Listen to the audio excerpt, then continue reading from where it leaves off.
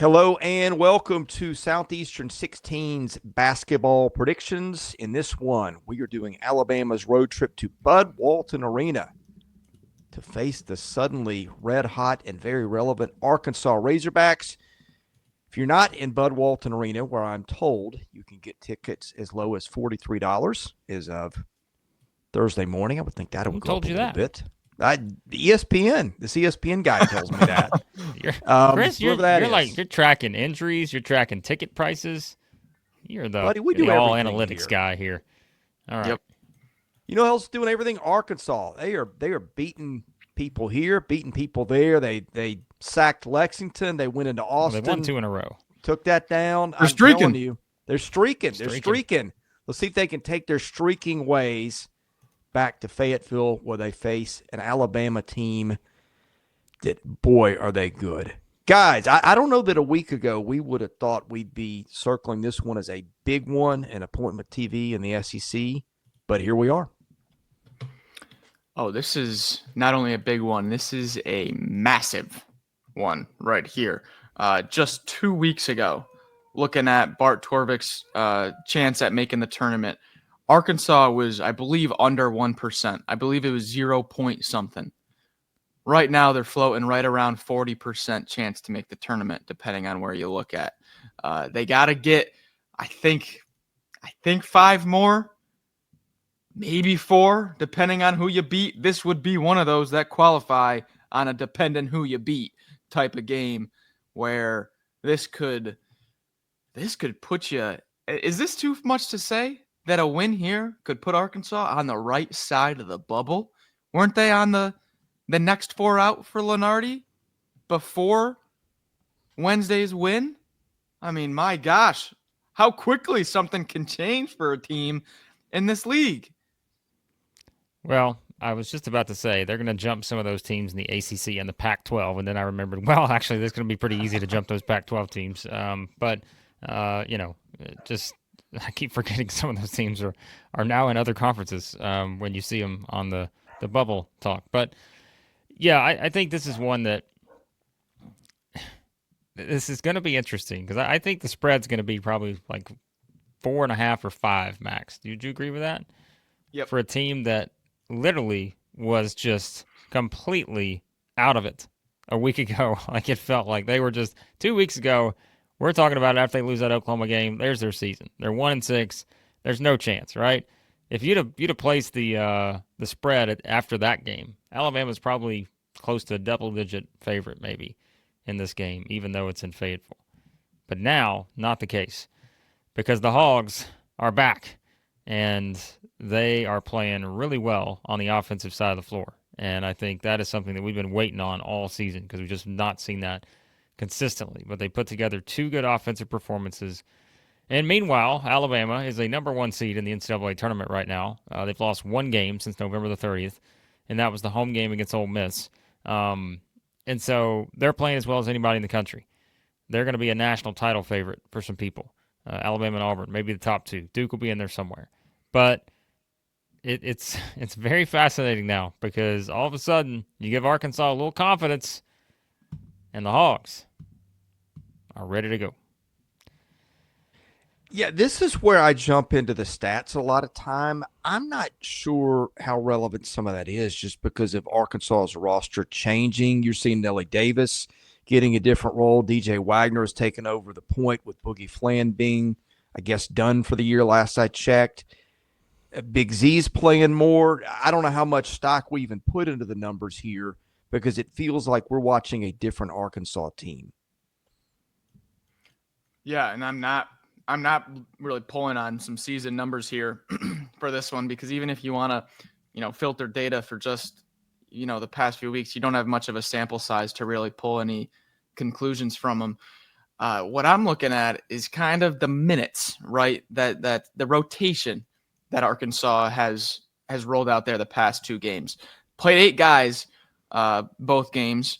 And the reason I'm bringing that up is because how many times this year, and even us like texting in our group text while the games are going on, and how many times have we watched Alabama and we've said like, oh man, the other team can't deal with that that depth of size. It's like you're playing for 10 minutes and you're gassed, and then here comes in Mo Diabate, who hasn't touched the floor yet, who's ready to jump through the roof.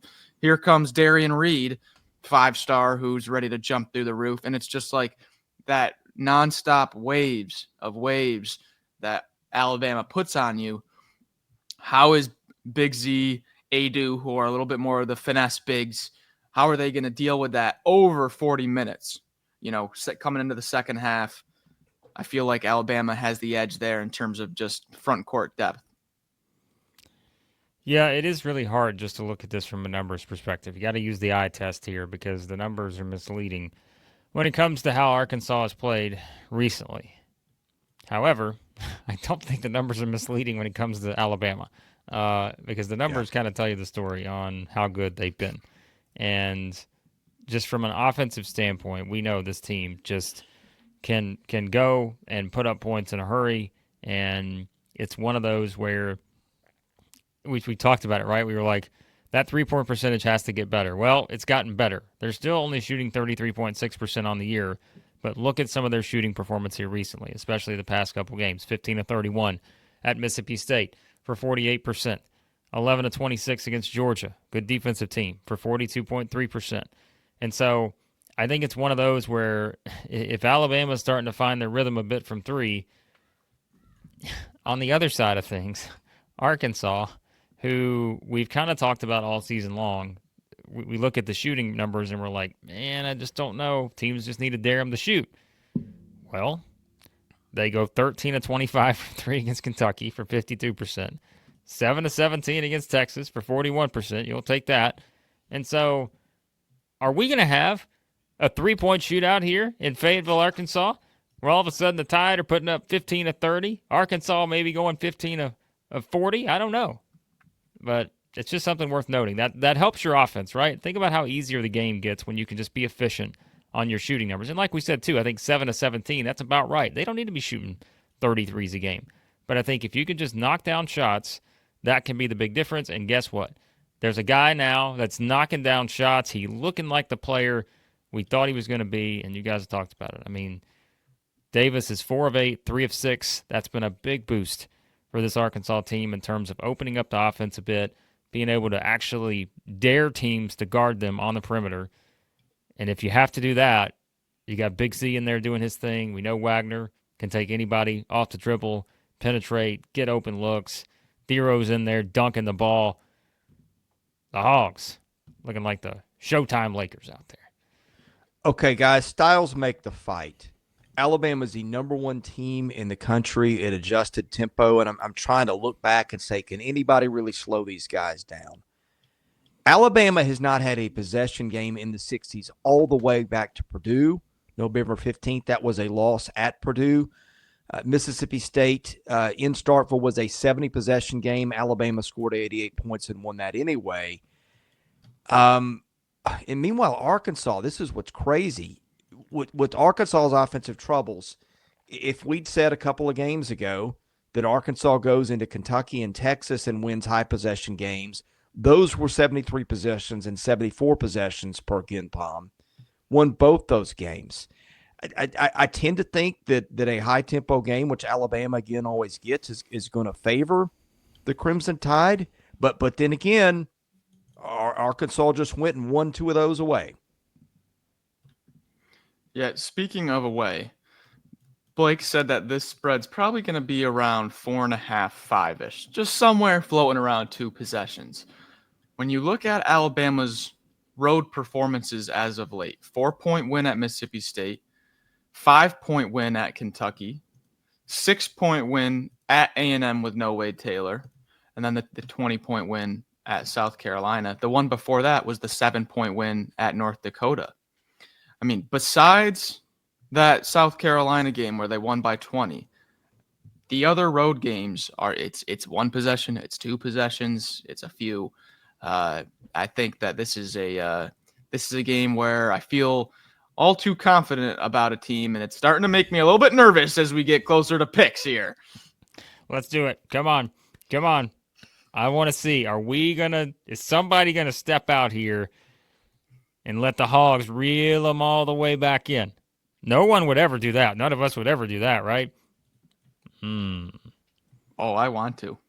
I really want to. Do it, Max Barr. Wouldn't that be Come on, Max, do it. Great. Do it.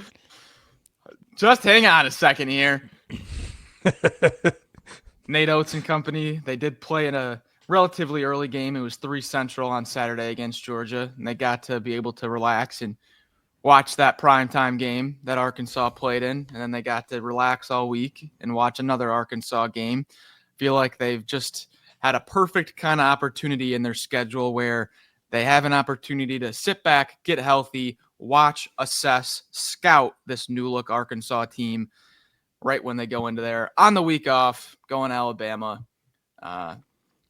No, I'm not going to do it, guys. I know you wanted me to, but give me the Tide. It's all right. Chris is going to. It's fine. All right. Come on, Chris. Alabama has lost one true away game this year. That was the aforementioned Purdue game. Alabama has gone on the road, beaten South Carolina, Texas A&M, Kentucky, and Mississippi State. We did not get into Alabama's bigs a lot. Stevenson, Nelson company, I think that height's been problematic. We didn't also talk about Adu Thero, who's been outstanding. I think that that's another factor that could be important. It doesn't always show up on the stat sheet, but their length against an Arkansas team that I think has had some trouble making twos this year in conference play. Let me just fact check that to make sure. And Arkansas's percentage in 2-pointers in the league ranks 15th. I think those two factors are maybe the most important. Give me the Tide in this one. Max, I want you to fact check something else. You don't have to do it right now. How many times has Chris picked the underdog this year? I'm going to say it's 0. I think he's picked the favorite. True. I think we got to force him on every game slate to pick an underdog. That's what I think. I think we got to do that. Don't you? I think that's only fair. I used to run a pick'em contest, and I would make a rule: you have to pick an underdog a week because people would pick the favorites. I think we need to force Chris to do that. But because you two have decided, all right, don't be a hypocrite now. You two have decided you're not going to go out on a limb here. If there's one team we know over the years that I have just always been enamored by, it's the Arkansas Razorbacks, who always find a way to just lure me in. Pick them high in the preseason. Even when they start making a run, everybody else is questioning whether it can sustain. And I'm like, of course it can. What? And here comes Alabama. Here come the Tide rolling right on into Fayetteville. Yeah. Haven't only lost a single game since November the 30th. The Tide are doing their thing. And, this is going to, I think, be a pretty close game. I think Arkansas will make this very interesting. But, I like to follow the leader here. And since Chris Lee would not go out on a limb and pick Arkansas, I guess I won't either. I'll blame him. I'll pick Alabama here. But that's the choice. So Nice. Max, he talks a big game, but when you back him in the corner, he's just a pansy. Let's be honest here. Maybe, but I'll tell you who's currently leading in the pick'em contest. That's me and Max Barr. So you can talk all you want, but one whole game. One of us is not like the other here. It's a big game. 40 You're going to give it back, buddy. We differed on one game, and you're going to give it. We're going to have a 3-way tie at the end of Saturday, aren't we, Max? No, we're not. All right, we got to get out of here. Take your college hoops experience to the next level with Bracket Bids. Enter that free pickup contest. Start an auction draft league with friends, family, or coworkers. Everyone starts with the same bidding dollars. Up to you to outwit and outbid your league mates to secure the teams you think will go the distance. Choose from multiple scoring models, including upset bonuses. Chris is not going to get any of those bold picks there. Track your teams with live in-game scoring and watch the standings shift. Chris has already got all the number 1 seeds in the Final Four. The further your teams advance, the higher you climb the standings. League play, use promo code SC16 for 40% off. SC16, 40% off. Download the Bracket Bids app today or visit them at bracketbids.com. All right. Thanks for watching our SEC basketball content here at Southeastern 16. Got plenty more coming. Thanks for watching. God bless you. Even you, Blake Lovell. We'll see you again soon with more content here at Southeastern 16.